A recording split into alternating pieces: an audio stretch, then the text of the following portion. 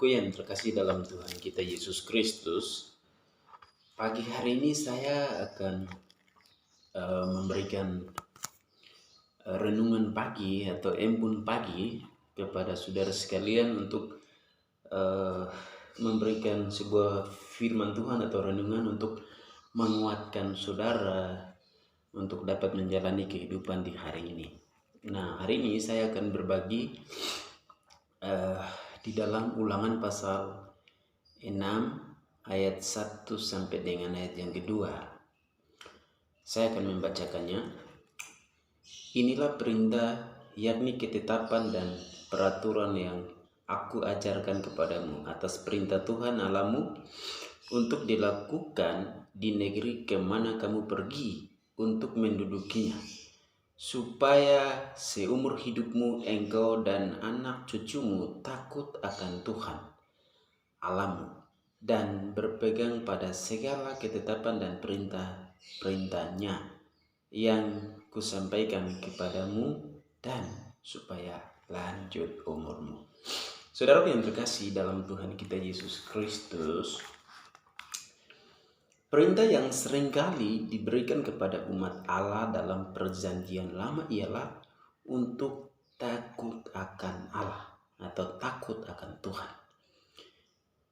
Pentinglah untuk memahami apa yang dimaksudkan perintah ini bagi kita selaku orang percaya.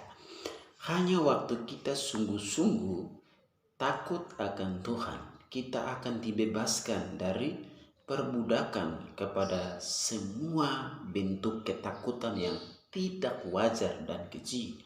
Saudara, dalam topik ini saya akan membahas ada tiga elemen penting untuk saudara dan saya mengerti mengapa orang-orang Kristen atau orang-orang yang percaya mengapa takut kepada Tuhan. Ada tiga elemen dan di dalamnya banyak hal-hal yang akan diperjelaskan oleh saya kepada saudara.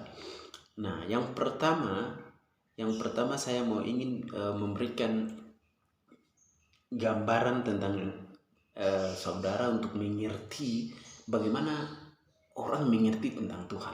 Yaitu yang pertama, pengertian takut akan Tuhan. Pengertian takut akan Tuhan. Nah, kemudian yang kedua adalah alasan-alasan untuk takut akan Tuhan. Itu adalah elemen yang kedua. Elemen yang ketiga adalah implikasi pribadi tentang takut akan Tuhan. Yaitu ketika orang-orang yang sudah percaya di dalam kehidupan itu bagaimana? Apa yang dilakukan oleh orang-orang yang sudah percaya? Yaitu implikasi pribadi tentang takut akan Tuhan. Oke, saudara, saya akan memulai yang pertama, yaitu pengertian takut akan Tuhan. Saudara, perintah ini luas untuk takut akan Tuhan, yaitu meliputi berbagai aspek berbeda dari hubungan seorang percaya dengan Allah. Saudaraku yang terkasih, ada empat bagian, ada elemen-elemen atau pokok-pokok yang perlu saudara ketahui mengapa orang takut kepada Tuhan. Yang pertama adalah yang perlu untuk takut akan Allah adalah kesadaran akan kekudusan, keadilan, dan kebenarannya sebagai pasangan terhadap kasih dan pengampunannya, yaitu mengenal Dia dan memahami sepenuhnya siapakah Dia.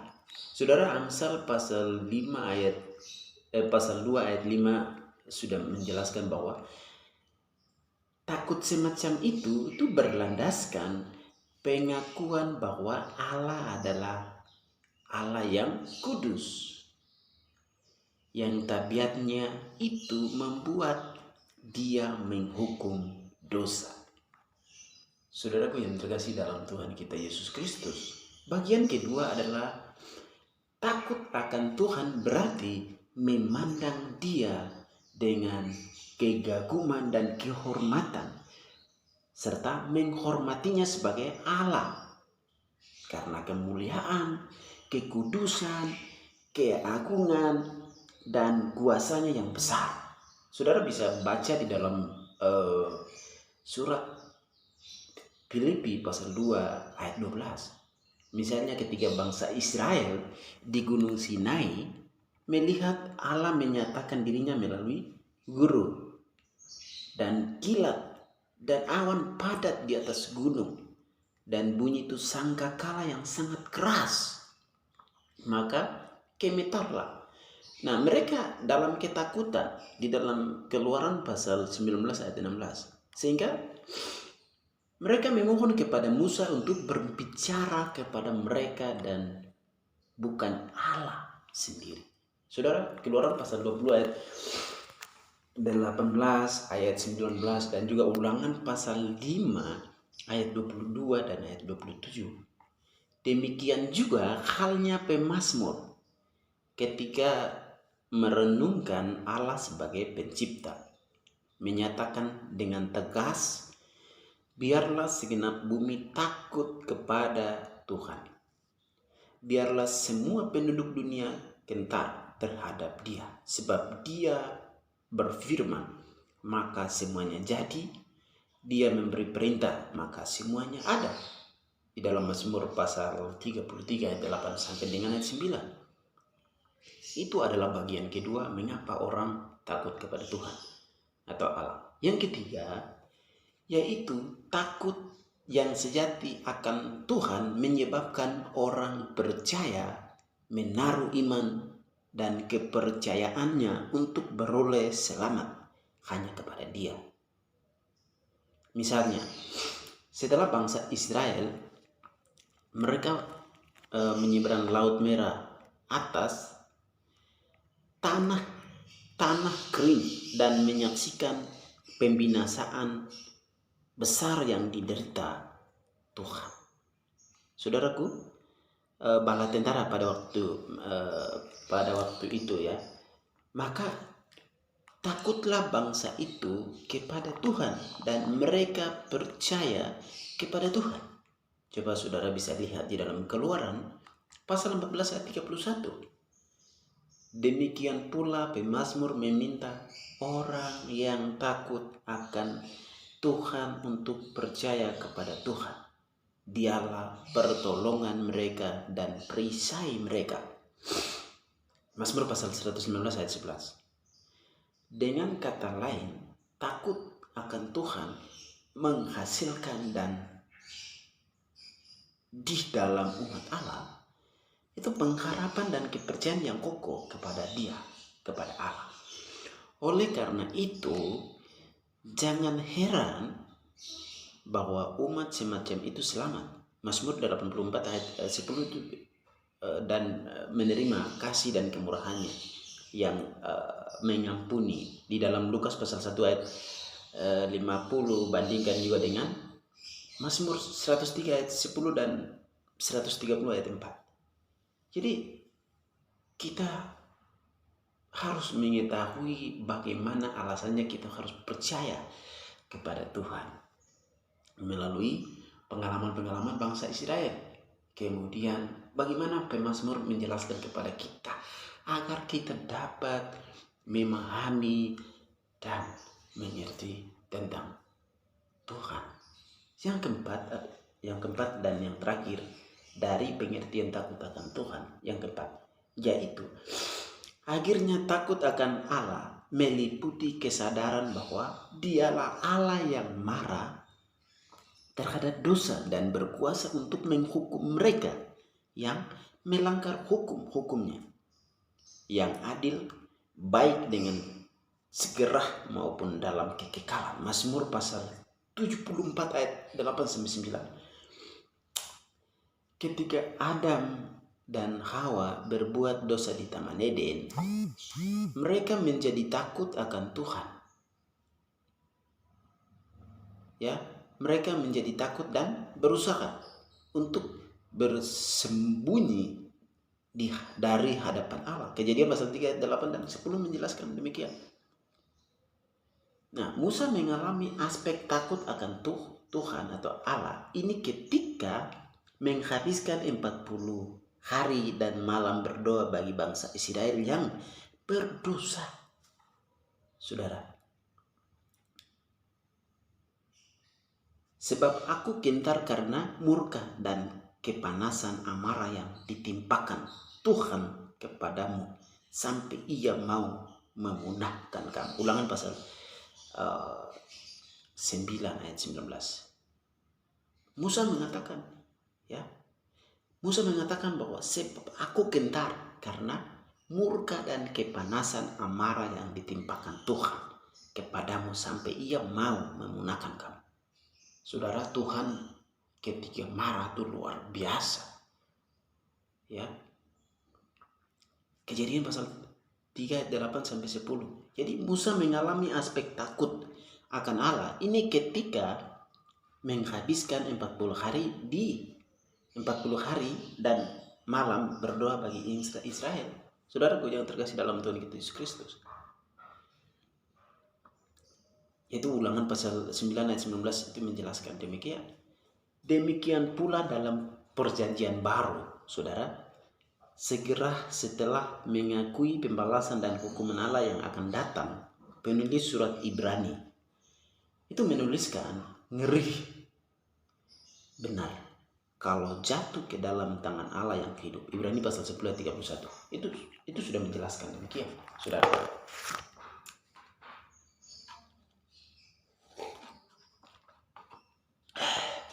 Bagian kedua dari pembahasan ini yaitu alasan-alasan untuk takut akan Tuhan. Saudara, alasan-alasan untuk takut akan Tuhan. Alasan-alasan untuk takut akan Tuhan itu bersumber pada pengertian dari takut akan Tuhan. Ada 6 pokok alasan-alasan untuk takut akan Tuhan. Yang pertama, yaitu kita harus takut akan Tuhan karena kuasanya yang besar selaku pencipta segala sesuatu dan semua bangsa. Mazmur 33 ayat 6 sampai 9 dan 96 ayat 4 sampai 5. Yunus pasal 1 ayat 9 itu sudah menjelaskan bahwa kita harus takut akan Tuhan karena kuasanya yang besar selaku pencipta segala sesuatu. Saudara, bagian kedua adalah lagi pula kuasanya mengagumkan yang harus dijalankannya atas unsur-unsur ciptaan dan atas kita juga merupakan balasan untuk takut akan Allah. Jadi di dalam Keluaran pasal 20 ayat 18 sampai 20, bahkan Pengkhotbah pasal 3 ayat 14, Yunus pasal 1 ayat 11 sampai 16 dan seterusnya. Saudara bisa kembangkan sendiri.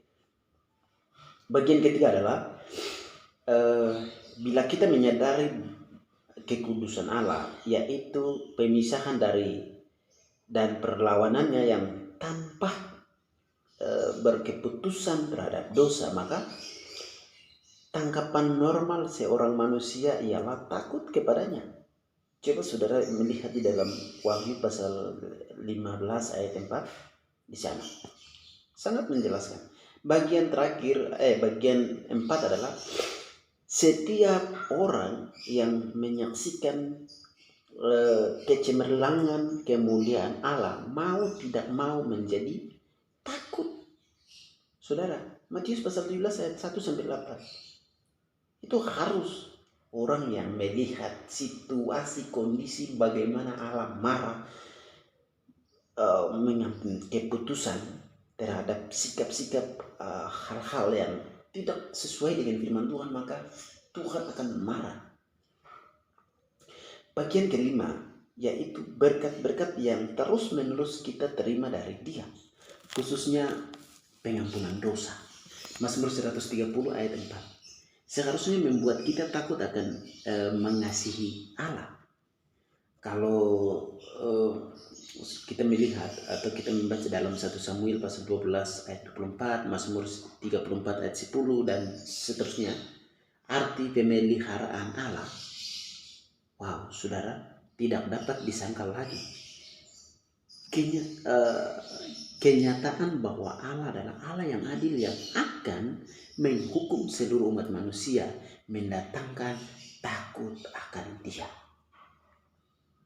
Saudara, Ulangan pasal 17 ayat 12 sampai 13, bahkan Yesaya 59 ayat 18 sampai 19, Maleaki pasal 3 ayat 5, lalu dalam perjanjian baru dijelaskan di dalam Ibrani pasal 10 ayat 26 sampai dengan 31. Saudara, suatu kebenaran yang kudus dan hikmat ialah bahwa Allah senantiasa mengawasi dan menilai semua perbuatan kita yang baik dan yang buruk, dan bahwa kita akan mempertanggungjawabkan semua perbuatan itu, baik sekarang maupun nanti pada hari penghakiman pribadi kita. Saudara, itu adalah bagian ke-6. Dan saya akan masuk elemen ketiga, yaitu implikasi-implikasi pribadi tentang takut akan Tuhan. Takut akan Tuhan bukan sekadar sebuah doktrin Alkitabiah, saudara. Dalam banyak hal, takut akan Tuhan mengenai langsung pada kehidupan sehari-hari kita. Jadi saya akan menjelaskan ada 6 pokok inti bagaimana kita bisa melihat atau menangkapi implikasi-implikasi pribadi seseorang tentang takut akan Tuhan. Yang pertama yaitu jikalau kita sungguh-sungguh takut akan Tuhan, kita akan hidup taat kepada perintah-perintahnya dan tegas, ya saudara, bukan menampik dosa. Ya, salah satu alasan Allah membangkitkan rasa gentar di dalam diri orang Israel di Gunung Sinai ialah agar mereka bisa belajar berbalik dari dosa dan mentaati hukumnya. Saudara, kita baca atau belajar Ulangan pasal 20 ayat 20. Nah, berkali-kali di dalam wajangannya yang terakhir kepada bangsa Israel, Musa menggaitkan takut akan Tuhan dengan melayani dan mentaati Dia. Misalnya Ulangan pasal 5 ayat 29, pasal 6 ayat 2, 24, pasal 8 ayat 6, pasal 10 ayat 12, pasal 13 ayat 4, pasal 17 ayat 19, pasal 30 ayat 12. Menurut para pemazmur, takut akan Tuhan itu sama dengan sangat suka kepada segala perintahnya. Mazmur 112 ayat 1. Dan mengikuti ketetapan-ketetapannya. Mazmur 119 ayat 63. Jadi Salomo mengajarkan bahwa karena takut akan Tuhan, orang menjauhi kejahatan. Saudara, Amsal pasal 16 ayat 6 bandingkan dengan pasal 8 ayat 13. Nah, dalam pengkhotbah, seluruh kewajiban umat manusia dirangkum dalam 2 perintah ringkas. Takutlah akan Allah dan berpeganglah pada perintah-perintahnya.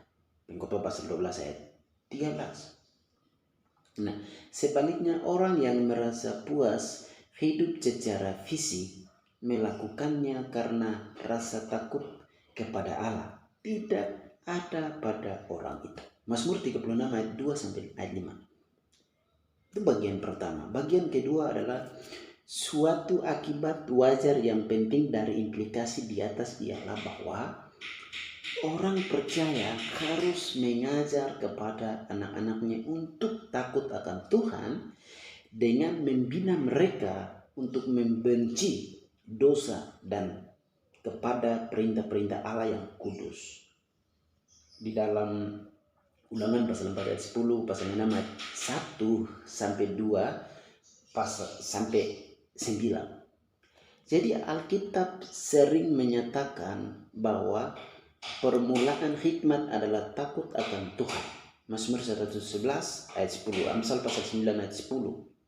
Bandingkan dengan Ayub pasal 28 ayat 28, Amsal pasal 1 ayat 7. Karena sasaran dasar dari pendidikan anak-anak kita, atau saya belum punya anak, saudara yang punya anak, saudara yang sudah punya suami istri yang punya anak, bisa mendengar ini. Mengajar mereka untuk takut kepada Tuhan merupakan langkah pertama yang penting sekali. Orang tua dan anak-anak, ya. Bagian ketiga adalah implikasi-implikasi pribadi tentang takut akan Tuhan. Yang ketiga adalah takut akan Tuhan mempunyai efek yang menyucikan pada umat Allah. Sebagaimana terdapat efek yang menyucikan di dalam kebenaran firman Allah. Yohanes pasal 17 ayat 17. Demikian pula ada efek yang menyucikan di dalam takut akan Allah. Takut akan Allah membuat kita membenci dosa dan menjauhkan diri dari kejahatan. Amsal pasal 3 ayat 7, pasal 8 ayat 13, dan pasal 16 ayat 6. Jadi takut akan Allah menyebabkan kita berhati-hati dan menahan diri dalam pembicaraan, saudara. Amsal pasal 10 ayat 19. Kemudian Pengkhotbah pasal 5 ayat 2 dan pasal 6 ayat 7 juga melindungi kita dari keruntuhan hati nurani dan daya tahan moral kita. Jadi takut akan Tuhan itu murni dan menyucikan. Mazmur 19 ayat 10. Kudus dan mempunyai pengaruh yang menyelamatkan. Saudaraku, bagian keempat yang akan saya sampaikan yaitu takut yang kudus akan Tuhan mendorong umat Allah untuk menyembah Dia dengan segenap dirinya. Jikalau kita sungguh-sungguh takut akan Allah, kita akan menyembah dan memuliakan Dia sebagai Tuhan atas segala sesuatu. Kita bisa membaca di dalam Mazmur. Mazmur menjelaskan di dalam Mazmur 22 ayat 24. Jadi Daud menyamakan jemaat yang menyembah dengan mereka yang takut. Mereka yang takut akan Dia, Mazmur 22 ayat 28. Demikian pula pada akhir sejarah ketika malaikat surgawi yang memberitakan Injil abadi memanggil semua orang di muka bumi untuk takut akan Allah. Dia langsung menambahkan dan muliakanlah Dia. Jadi sembahlah Dia yang telah menjadikan langit dan bumi dan laut dan semua mata air. Di dalam Wahyu pasal 14 ayat 6 sampai 7 dia bisa menjelaskan. Bagian kelima yang akan saya sampaikan di sini adalah bahwa Allah sudah berjanji untuk memberikan pahala kepada semua orang yang takut akan Dia. Ganjar di dalam Amsal 24 ayat 4 di sana dia bilang begini. Ganjaran kerendahan hati dan takut akan Tuhan adalah kekayaan, kehormatan, dan kehidupan. Ada dua bagian itu. Ya. Amsal 22 ayat 4 dia bilang begini. Ganjaran kerendahan hati ialah kerendahan dan takut akan Tuhan adalah yang pertama kekayaan, kedua kehormatan, dan yang terakhir ketiga adalah kehidupan.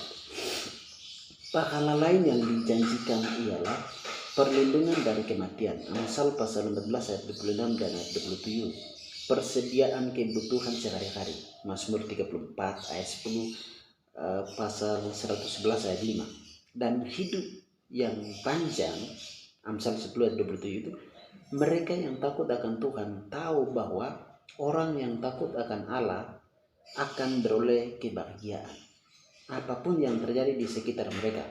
Pengkhotbah pasal 8 ayat 12 dan ayat 13.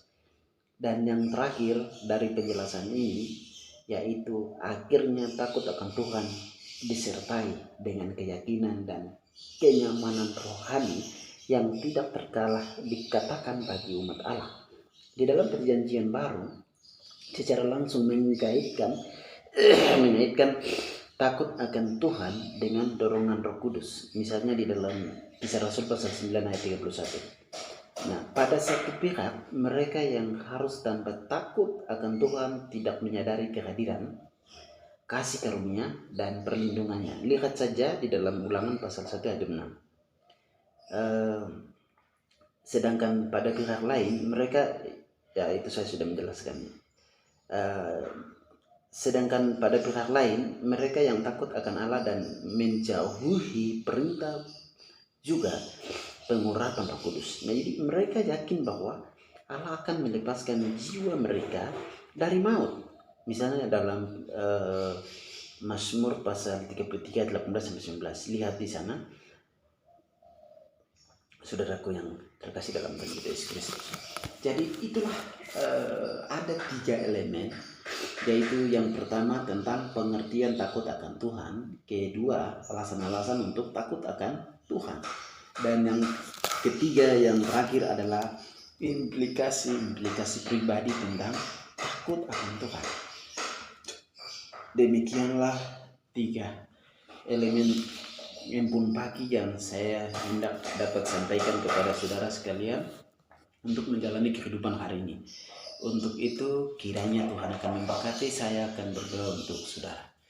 Bapa Surgawi, kami bersyukur di pagi hari ini karena Tuhan telah memberikan kesempatan bagi kami. Untuk kesempatan ini kami berterima kasih kepada Engkau karena Tuhan punya rencana yang indah buat kami semua, sehingga hari ini kami masih ada sebagaimana ada. Untuk menjalani kehidupan hari ini, sebelum menjalankan segala aktivitas kami merendahkan diri dan datang kepada Tuhan. Tuhan urapi kami, lindungi kami, dan berikan kekuatan bagi kami untuk kami menghadapi hari-hari di dalam kehidupan kami. Terima kasih Bapa Surgawi, di dalam nama Tuhan Yesus Kristus berdoa, bersyukur, dan berterima kasih kepada Tuhan di pagi hari ini. Haleluya, amin. Baik, terima kasih banyak untuk saudara sekalian untuk renungan Embun Pagi hari ini. Biarlah apa yang saya dapat sampaikan pada pagi hari ini menjadi berkat untuk saudara sekalian. Dan mengapa orang harus takut akan Tuhan? Ada dua elemen yang saya sudah menjelaskan. Biarlah itu menjadi pembelajaran bagi setiap kita yang percaya kepada Tuhan dan takut kepada Tuhan. Shalom. Wah.